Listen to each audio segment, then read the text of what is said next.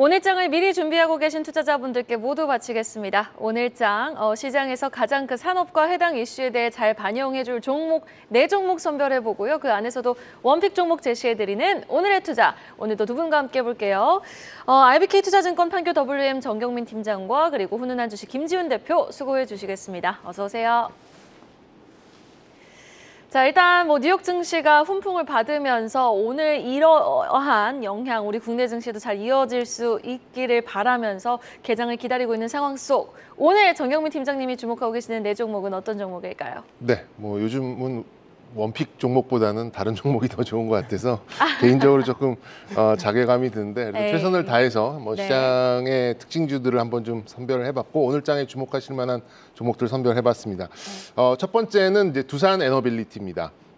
역시 악재들의 해소 국면이고요. 강력한 수급 유입도 있고 지금 박스 상단을 좀 뚫어주지 않을까 이렇게 좀 기대를 하고 있습니다. 계속해서 지금 뉴스가 좀 나오고 있는데요. 수주 소식은 좀 아쉽긴 합니다만 웨스팅하우스와의 갈등 양상을 약간은 좀 정치적으로 돌파하고자 하는 정부의 의지가 만든 반등이 아닌가 이렇게 좀 파악하고 있습니다.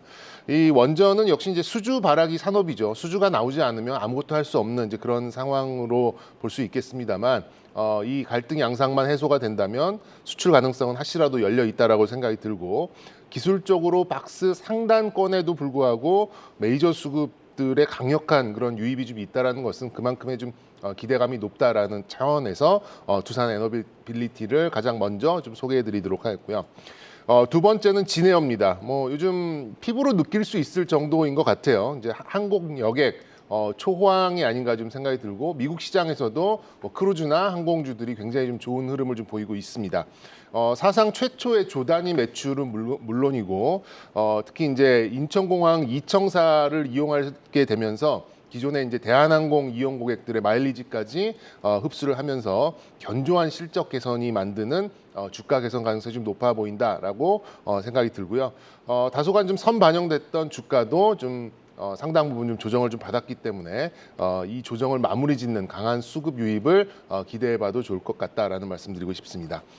세 번째는 이제 반도체 관련된 그런 종목인데요. 기가비스 약간 신생 종목입니다. 반도체 후공정 장비들의 좀 편승이 좀 나타나고 있죠. 지난 5월 24일 4만 원대 공모가 이후에 소위 따상을 갔었던 그런 종목인데요. 오보행 이슈가 좀 남아 있기는 있습니다만 기판 자동 광학 검사랑 수리 장비 이런 쪽에서는 거의 국내에 유일한 그런 기술력이 좀 생각이 들고 특히 이제 광학 기술과 레이저 가공 기술을 동시에 보유하고 있기 때문에 5나노에서 10나노 단위로 이 정도 수준을 요구하는 팹리스나 파운드리한테는 굉장히 좀 좋은 수요처가 좀 되지 않을까 이렇게 좀 생각하고 있습니다. 마지막으로는 KINX입니다. KINX는 미국의 이제 오라클이 좀 강세를 보이는 그런 배경에 좀 커플링이 되지 않을까 이렇게 좀 생각이 좀 들고요. 일단 클라우딩 그 컴퓨팅 기술이 연속적으로 좀 강세가 나오는 그런 이유로 봤을 때는 역시 이런 애플이나 다른 이제 빅테크들이 IDC 이런 데이터 센터, 데이터에 대한 어떤 가공과 보관을 굉장히 좀 중요시하는 이제 이런 산업으로 어떻게 보면 이 AI나 인공지능의 인프라가 되는 이제 그런 산업으로 인지를 하셔도 좀 좋을 것 같습니다.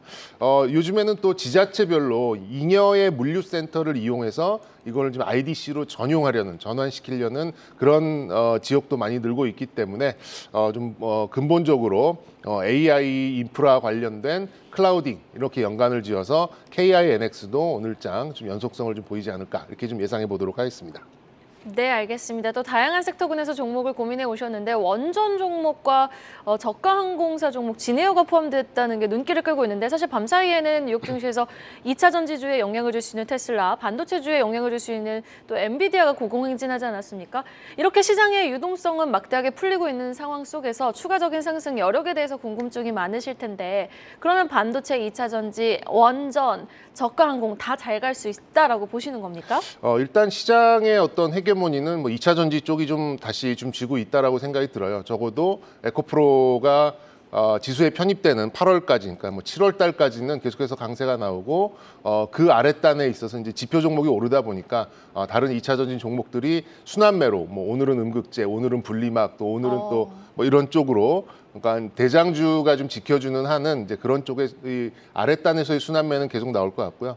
뭐 이렇게 계속 말씀드립니다만 뭐 에코프로 뭐 5% 10% 올라버리면 저도 이렇게 드릴 말씀이 많이 없긴 하더라고요. 그런데 적어도 에코프로가 이제 지수, 그러니까 패시브 자금, 액티브 자금들이 패시브 자금으로 넘어가는 순간까지는 강세를 유지하고 그 아랫단에 놓여 있는 2차 전지는 좀 강세를 계속해서 보이지 않을까, 그렇게 좀 예상해 보도록 하겠습니다. 네, 알겠습니다. 2차 전지가 헤게모니가 되어서 뭐 그런 주도주 아랫단에 또 순환매를 예상해 봄직하다라고 말씀을 해주셨습니다. 일단 네 종목 들어봤으니까 잠시 후에 원픽 종목 한번 살펴보고요.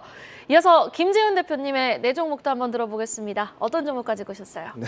공교롭게 첫 번째 종목이 에코프로비엠인데요. 언급하기 힘든 에코프로비엠을 네. 골드만삭스에서 에코프로비엠 목표가를 저희 증권사에서 내는 평균가보다도 반토막도 더 난 12만 5천 원을 제시했거든요. 근데 이게 무슨 근거로 이렇게 레포트를 냈는지 모르겠는데 사실 이 레포트에 대한 근거가 중요한데요. 근거가 굉장히 좀 부실합니다. 뭐 양극재의 품질이 거의 비슷해서 10년간 공급 가잉이 예상되고 미국에서도 공급 부족이 없을 거고 한국의 밸류에이션이 과도한 수준이다. 그래서 제가 이제 증권사 레포트랑 상관없이 그냥 깔끔하게 그냥 그 에코프로비엠에서 자체적으로 발표한 캐파 기준으로 아주 보수적으로, 이거는 이제 그 양극재 소위 말하는 톤당 가격도 얼마든지 변경될 수 있는 부분 말씀드리고, 영업이익률 또한 저는 보수적으로 7% 정도로 잡았는데 그것도 역시나 상향 조정되거나 오히려 하향 조정될 수 있다고 말씀드립니다. 그래서 2024년 기준으로 영업이익률을 7%로 잡고 회사에서 밝힌 가이던스 톤당 5천만 원, 그리고 캐파 2024년 기준 28만 원을 기준으로 해서 시가총액을 계산한 다음에 상장 주수로 나누면 적정 주가는 한 42만 원 정도가 나옵니다. 근데 12만 5천 원이라는 건 지금 영업이익 PER 배수로도 지금 뭐 10배 미만으로 봤는데 좀 굉장히 좀 상식 밖의 레포트라고 보고 있고요. 그다음에 두 번째 종목은 BH입니다.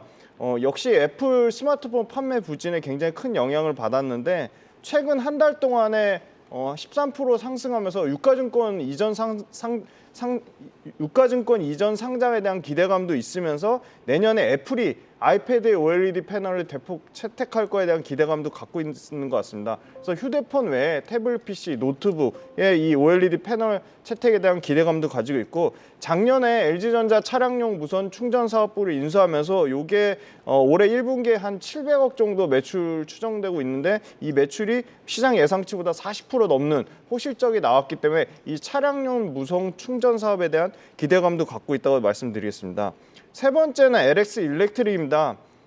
이 변압기, 전압기 관련돼서 뭐 배전반 이런 회사들 굉장히 실적이 좋은데요. 1분기 역대 최고 실적 기록했고 2분기에도 호실적 이어갈 거라고 보고 있습니다. 지금 그 미국의 리쇼어링, 본국의 회기 정책에 따라서 북미 매출이 급성장해서 변압기 배전기 수요 관련된 매출만 전년 동기 대비해서 368% 성장했습니다. 그래서 1분기 역대급 실적 나왔고 2분기에도 호실적이 이어질 것으로 예상하고 있습니다. 네 번째 종목은 넥스트칩입니다.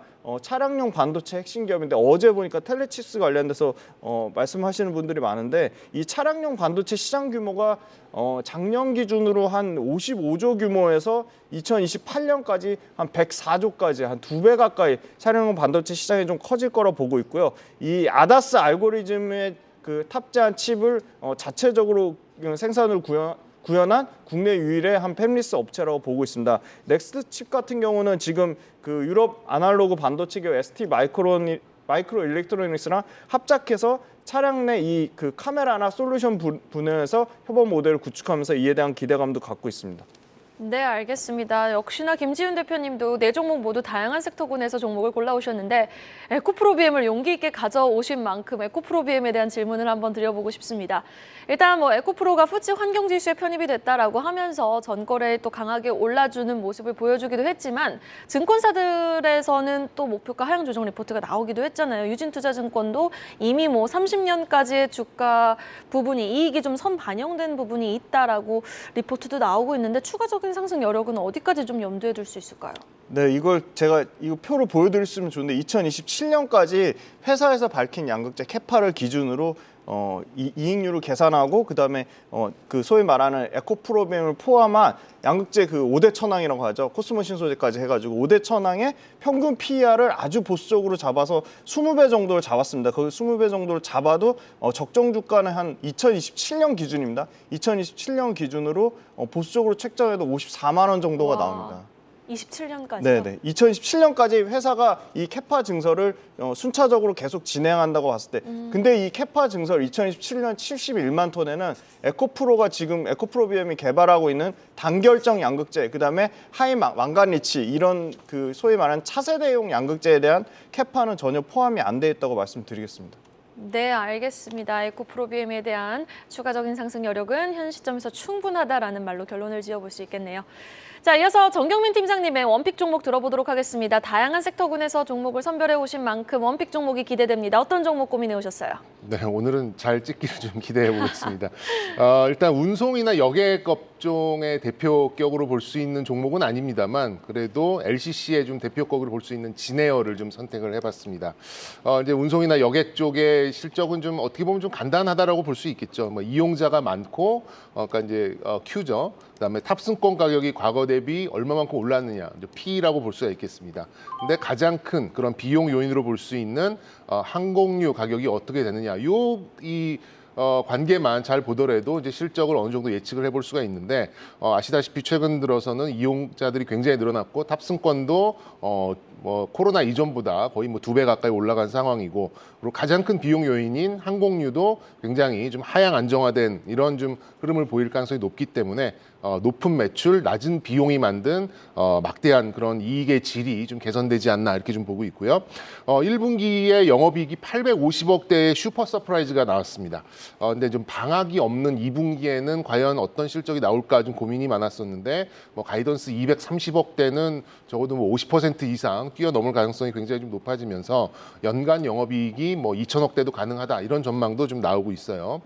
그리고 LCC로는 유일하게 인천공항 이청사를 이용을 하면서 그 전까지는 대한항공만 이용을 했었는데, 대한항공 이제 뭐 같은 이제 계열사라고 볼 수 있겠죠. 그렇다 보니까 대한항공 이용객들의 이제 마일리지까지 사용을 하면서 다른 LCC 업체들과 좀 차별화되면서 또 많은 항공기, 또 많은 노선을 보유한 만큼 경쟁력도 어느 정도 좀 확보를 하고 있어서 저는 뭐 실적 개선이 보여주는 주가 개선이 가능하다 이렇게 좀 생각하고 있고요.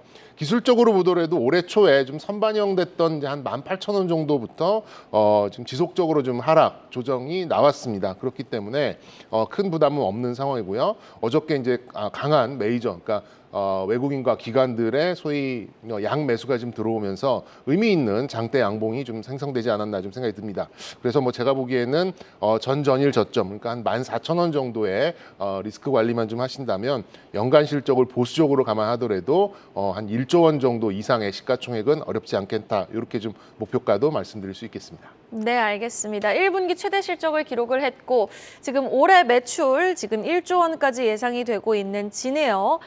목표가 2만 원 제시해 주셨는데 사실 왜 이렇게 못 갔는지 이유가 궁금하기도 하거든요. 1분기도 실적 잘 나왔고 앞으로도 네. 좋다는데 왜 이렇게 못 갔던 거예요? 아무래도 좀 비용적인 부분이 있고, 그리고 LCC 전반적으로 좀 경쟁이 조금 강해지는 게 아닌가, 그렇게 되면 실적이 좀 꺾이는 게 아닌가, 이런 우려가 있었는데 말씀드린 대로 2분기가 비수기임에도 불구하고 뭐 막대한 매출이 좀 나오는 걸로 좀 파악이 됐기 때문에 그런 우려를 좀 씻어냈고, 그 씻어내는 우려만큼 어제 좀 강한 양봉이 나왔다고 생각이 들어서 다소 좀 무난한 그런 흐름을 보일 가능성이 높다, 이렇게 좀 말씀드릴 수 있겠습니다. 알겠습니다. 어제 또 의미 있는 외인 기관의 매수가 들어왔던 진에어 한번 주목해 보도록 하고요. 이어서 김재훈 대표님의 원픽 종목은 어떤 종목일까요? 네, 이게 종목을 가져오면 바로 살 수 있는 종목을 가져오면 좋은데 제가 종목을 찾다 보니까 대부분 다 52주 신고가 영역에 가까운 종목이라서 저도 종목 선택이 굉장히 부담이 많이 됩니다. 근데 네. 좋은 종목이 그만큼 높은 가격이 있다는 거는 그 비싼 값을 받는 그거 충분히 그 논리적인 근거가 맞다고 보고 있고요. 그래서 일단 저는 LS 일렉트릭을 가져왔습니다.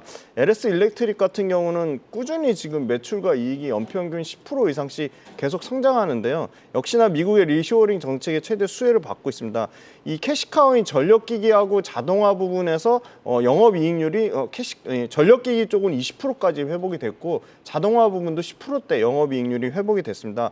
올해 꾸준히 수주 잔고가 증가해서 작년 1분기 기준으로 보면 지금 올해 1분기 2023년 1분기 수주가 벌써 2조 5천억대가 넘어가면서 지금 작년 1분기 대비해서 70% 넘게 수주가 늘어났습니다. 그래서 2분기 말까지 수주 잔고 한 2조 7천억까지 예상을 하고 있고요.